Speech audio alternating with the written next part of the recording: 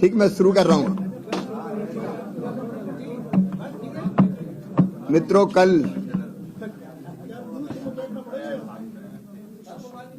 हमारी केंद्रीय वित्त मंत्री श्रीमती निर्मला सीतारमण जी ने केंद्रीय बजट संसद में रखा। ये बजट अमृतकाल का पहला आम बजट है। प्रधानमंत्री जी ने आत्मनिर्भर भारत के निर्माण का संकल्प लिया है। ये आत्मनिर्भर भारत के निर्माण का बजट है। ये वैभवशाली, गौरवशाली, संपन्न, समृद्ध और शक्तिशाली भारत के निर्माण का बजट है। ये बजट गांव, गरीब, किसान, आदिवासी हो, दलित, शोषित, वंचित, दिव्यांगजनों, माताओं, बहनों और मध्यम वर्ग के लोगों को सशक्त और सक्षम बनाने वाला बजट है। कृषि विकास हो, श्रमिक कल्याण हो,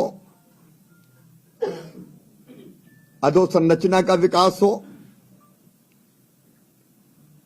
डिजिटल इंफ्रास्ट्रक्चर का निर्माण हो, और सबसे बड़ी बात है कि सर्वस्पर्शी, मतलब समाज के हर वर्ग को छुआ है।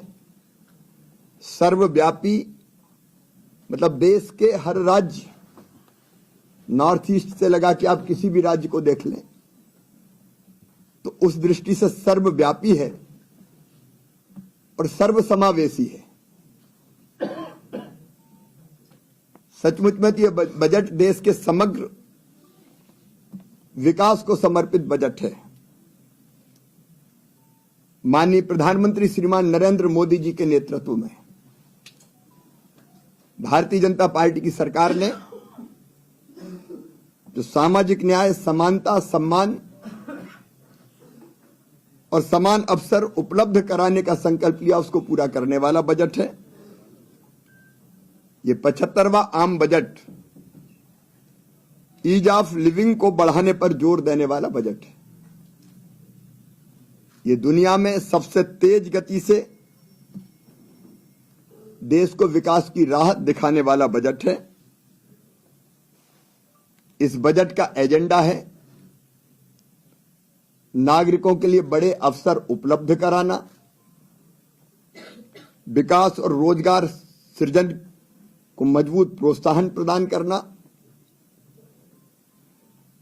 और व्यापक आर्थिक स्थिरता को मजबूत करना।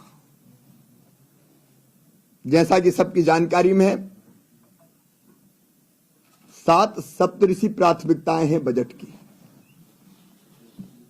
समावेशी विकास, लास्ट माइल डिलीवरी, बुनियादी ढांचा और निवेश, क्षमता को उजागर करना, हरित विकास, युवा और वित्तीय क्षेत्र की मजबूती। ये केवल 23-24 का बजट नहीं है, बल्कि देश के लिए अगले 50 साल हेतु विकसित अर्थव्यवस्था की बुनियाद रखने वाला बजट है। देश के मध्यम वर्ग को व्यापक राहत देते हुए पुरानी टैक्स व्यवस्था को समाप्त किया गया है और नौकरी पेशा लोगों सहित जिनकी आय 7 लाख रुपए तक की है, अब उनकी आय पर कोई टैक्स नहीं लगेगा। टैक्स के स्लैब को भी घटा के 5 तक सीमित किया गया है। एक बड़ी बात, जो मोटे अनाज, जिसको भारत श्री अन्न योजना, श्री अन्न भारत ने कहा है, मोटे अनाज का हमारा देश सबसे बड़ा उत्पादक और निर्यातक है, दूसरा सबसे बड़ा निर्यातक देश। मध्य प्रदेश में भी मोटे अनाज, ज्वार, बाजरा, रागी, कोदो, कुटकी, ये बड़ी मात्रा में होते हैं। तो भारत को श्री अन्न का ग्लोबल हब बनाने के लिए प्रधानमंत्री जी की कटिबद्धता को दोहराता है। इसलिए मैं स्वागत करता हूं, हैदराबाद में Indian institute of millet research स्थापित किया जाएगा। इससे मिलेट्स के उत्पादन की वृद्धि सहित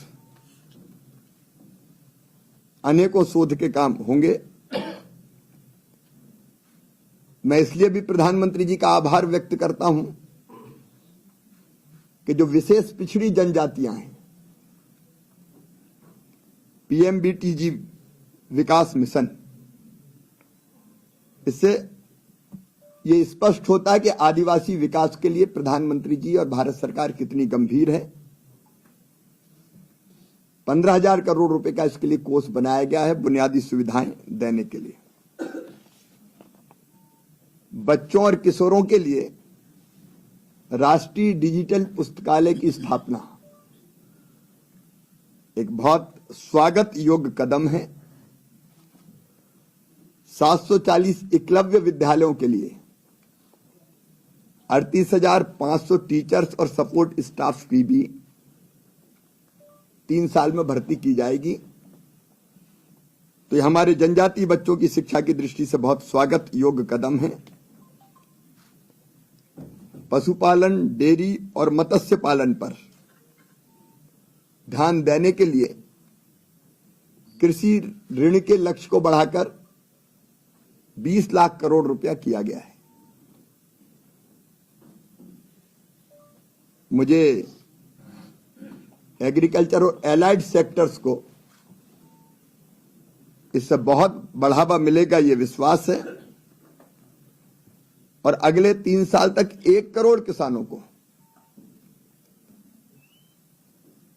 नेचुरल फार्मिंग, प्राकृतिक कृषि के लिए मदद की जाएगी और 10,000 बायो इनपुट रिसोर्सेज सेंटर्स बनाए जाएंगे।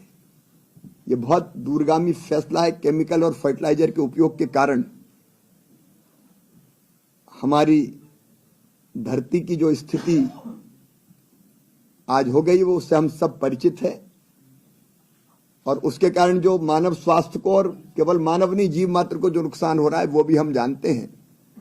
नेचुरल फार्मिंग धरती को बचाने का अभियान है, तो मैं इसको बहुत दूरगामी कदम मानता हूं।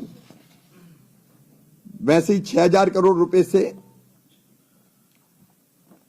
6,000 करोड़ रुपए के फंड से पीएम मत्स्य समता योजना की एक नई उपयोजना है मछुआरे मछली विक्रेताओं और इस क्षेत्र के माइक्रो स्मॉल उद्यमियों के लिए। यह भी विशेषकर हमारे मछुआरे समुदाय के लिए नई संजीवनी प्रदान करेगी। युवाओं के सपनों को उड़ान देने के लिए पीएम कौशल विकास योजना 4 बहुत स्वागत योग्य कदम है, जिसमें 40 स्किल सेंटर्स देश भर में स्थापित किए जाएंगे। मध्य प्रदेश में भी हम लोगों ने ग्लोबल स्किल पार्क जैसी परिकल्पनाएं शुरू की है। इससे स्किल्ड मैन पावर तैयार करना और उसके बाद उनको रोजगार प्राप्त देश में और जरूरत दुनिया में भी है। तो हमारी स्किल्ड मैन पावर अगर हमारे पास है तो युवाओं को निश्चित तौर पर इसका बहुत लाभ मिलेगा। 3 वर्षों में 47 लाख युवाओं को वजीफा सहायता प्रदान करने के लिए अखिल भारतीय राष्ट्रीय शिक्षुता प्रोत्साहन योजना के तहत भी प्रत्यक्ष लाभ का हस्तांतरण शुरू किया जाएगा। एक और स्वागत योग्य कदम है महिला सम्मान विकास पत्र जारी करने का फैसला। इसमें अब बहनों को 2 लाख रुपए की बचत पर सालाना 7.5% ब्याज मिलेगा।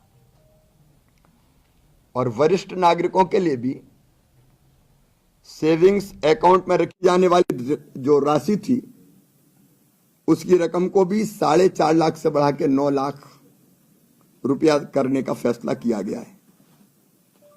वरिष्ठ नागरिक बचत योजना की लिमिट को भी 15 लाख से बढ़ाकर 30 लाख रुपए कर दिया गया है। ये महिला सशक्तिकरण और वरिष्ठ नागरिकों के कल्याण की दिशा में मील का पत्थर ये योजनाएं साबित होगी। एक और जो अभियान है धरती को बचाने का, 23-24 का आम बजट ग्रीन ग्रोथ के लक्ष्य पर आधारित है। नेशनल हाइड्रोजन मिशन के लिए 19,700 करोड़ रुपए का आवंटन किया गया है और सरकार ने जो टारगेट तय किया वो बहुत महत्वाकांक्षी है। 2030 तक 50 लाख टन ग्रीन हाइड्रोजन उत्पादित करने का लक्ष्य रखा गया है। एनर्जी ट्रांजिशन के लिए भी 35,000 करोड़ रुपए का फंड दिया गया है। ये जो प्रधानमंत्री जी की प्रतिबद्धता है कार्बन उत्सर्जन को जीरो करने के लक्ष्य को प्राप्त करने की, उस प्रतिबद्धता को दर्शाता है।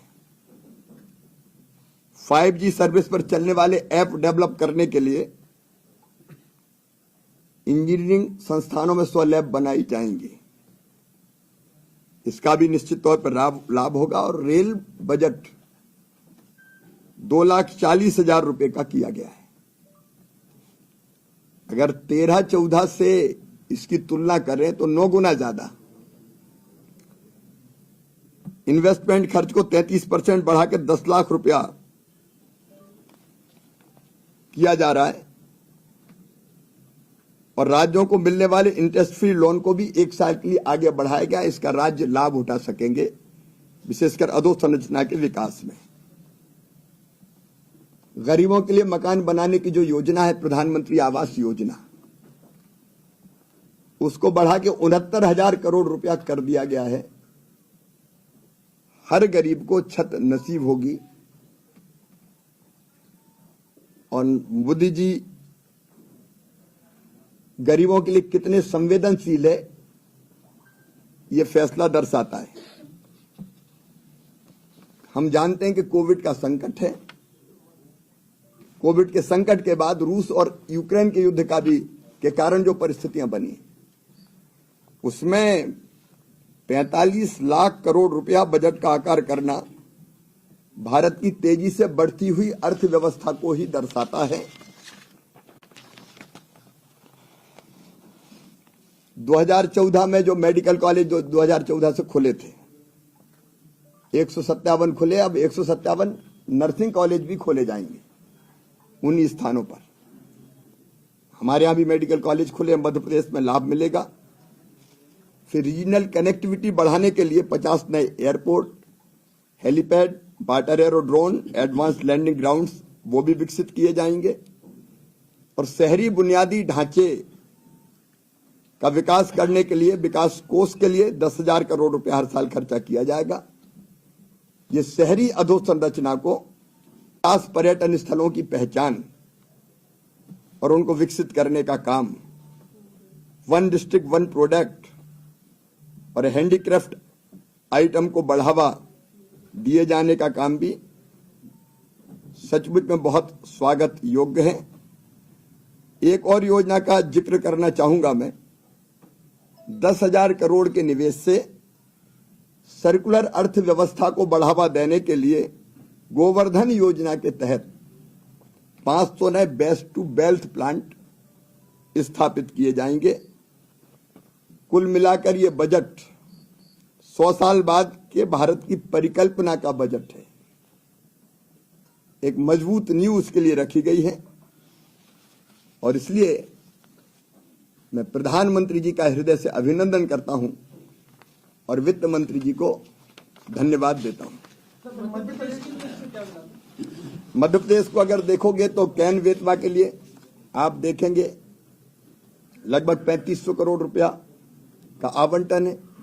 अनेकों जो योजनाएं बनी है उनकी गाइडलाइन अभी आएगी, लेकिन पीजीवीटी मैंने कहा अत्यंत जो पिछड़ी हमारी अनुसूचित जनजातियां हैं उस योजना से हम लाभ उठाएंगे। प्रधानमंत्री गरीब कल्याण अन्न योजना सबके लिए, उसका लाभ प्रदेश के गरीबों को मिलेगा। एमएसएमई को अगर देखें तो 9,000 करोड़ रुपए की क्रेडिट गारंटी दी जाएगी जो हमारे हिस्से में आएगी, और उनको 2 लाख करोड़ रुपए का एक्स्ट्रा कोलेटरल फ्री क्रेडिट मिल सकेगा। हम अलग अलग प्रधानमंत्री कौशल विकास योजना जो मैंने जिक्र किया बीच में लॉन्च की जा रही है, उसका लाभ हम उठाएंगे। एमएसएमई को 2 लाख करोड़ रुपए का कर्जा दिया जाएगा, तो एमएसएमई के विकास में ये निश्चित तौर पर काम आएगा। फिर पीएम आवास योजना का जो व्यय बढ़ा है, मैंने कहा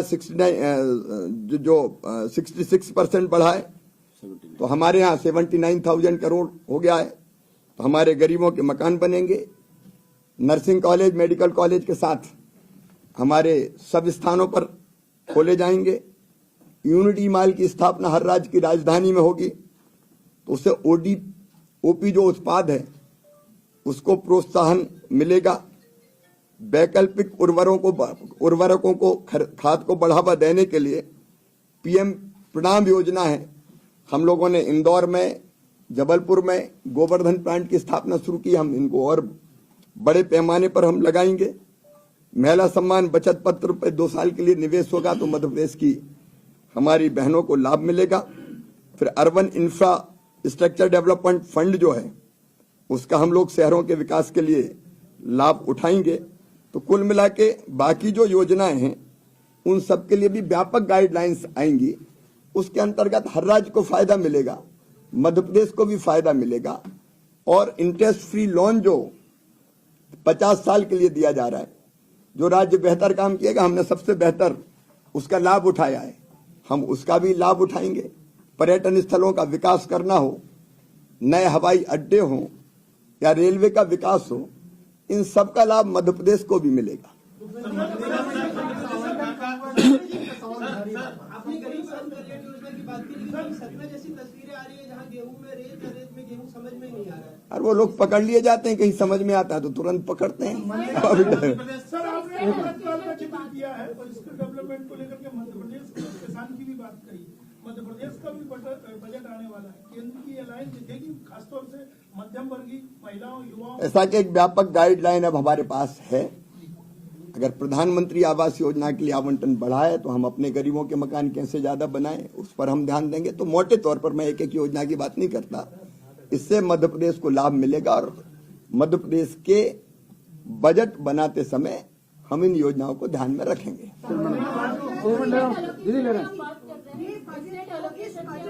दीदी ले रहे हैं इसको इलेक्शन बजट के हिसाब से भी देखा जा रहा है। अभी 9 राज्यों में इलेक्शन है, जहां मध्य प्रदेश भी है, और अगले साल लोकसभा का इलेक्शन है, उसके पहले कोई बजट आ नहीं रहा है। तो कोविड के जो फाइनेंशियल दिक्कतें आए हैं लोगों के पास, उसके बाद ये रिलीफ वाला बजट जो है, ये समवट ये देखा जा रहा है कि भाजपा के प्रति फिर से लोग सॉफ्ट हो जाएंगे। आपको क्या लगता है कि मध्य प्रदेश में? देखिए, मैं ये मानता हूँ मैडम। और सेकेंडली भाई साहब एक और जी, ये जो आपने कोदो कुटकी की बात की, जो मोटे अनाज है, ये मध्य प्रदेश में भी होता है, और ये जो इसका जो एनकरेजमेंट दिया जा रहा है, क्या आपको लगता है कि इसके लिए एमएसपी का भी अनाउंसमेंट करना चाहिए? पहली चीज तो ये कि भारत में हर वर्ष इलेक्शन ईयर ही है, क्योंकि कोई साल ऐसा नहीं कि जब हमारे देश में चुनाव ना होते हो। एक चुनाव खत्म होता है, दूसरे का ढोल बज जाता है। तो अगर हम ये कहें कि इलेक्शन ईयर, तो हमारे यहाँ तो हर ईयर इलेक्शन ही है। लेकिन कोविड के बाद पूरे दुनिया की जो हालत हुई, मैंने बताया रूस और यूक्रेन के युद्ध के बाद भी, उन परिस्थितियों में 50 साल के विकास की बुनियाद रखने वाला बजट केवल ये तात्कालिक नहीं है, लेकिन आपने भी स्वीकार किया और मुझे भी प्रसन्नता है कि इसमें बड़ी राहत जनता को दी गई है। हम सबके लिए आनंद का विषय है।